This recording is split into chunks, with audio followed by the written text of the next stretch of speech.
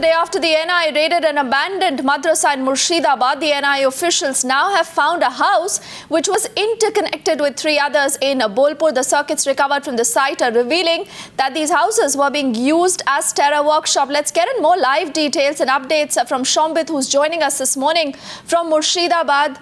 And, Shombit, the point here is that this was completely ignored by the security agencies, isn't it, unless it came out in the NIA raid? And this looks like a serious security lapse. Exactly. In fact, these interconnected houses that are located in Bolpur, and which is very close to Bolpur town itself, in a place called Shantipurli, and that was overlooked by the local administration, the local panchayat as well, because these houses had come up in a government land, in irrigation department's land in Bolpur area.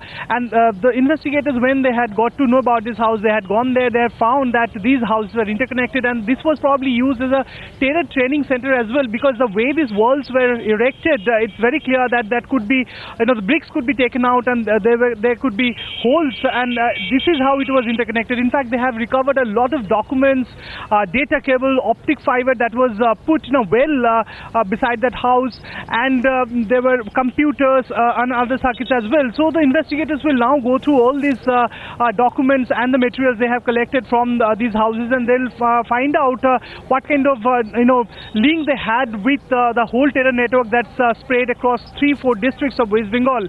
So it's very clear that the place, which is very much close to Bolpur town, where these houses had come up, and the suspects had built that house with the permission of the local panchayat. They allowed them to build those houses, and these activities went unnoticed by the administration as well. So it's very clear there are security lapses, and now it's coming up as the NIA is conducting the investigation. They're trying to link these places across these 4 districts of West Bengal. Back to you, Dipti. All right, and Shombit, the point here is that we haven't seen the Mamata Banerjee government even come out and say that yes, there were lapses, admitting to it, and there will be some action henceforth. And this is the point, why it raises a lot of perhaps cloud on the way the state government has conducted this entire probe. And in fact, this is the reason why the BJP has been targeting them. Exactly. In fact, they got almost a week to probe the whole incident after this Burdwan blast on 2nd of October. But they did nothing. In fact, the state CID did nothing. They did not raid those houses which were suspected after, arresting these 2 women from the blast site. They didn't go there. They didn't go to these madrasas which got abandoned after the Burdwan blast.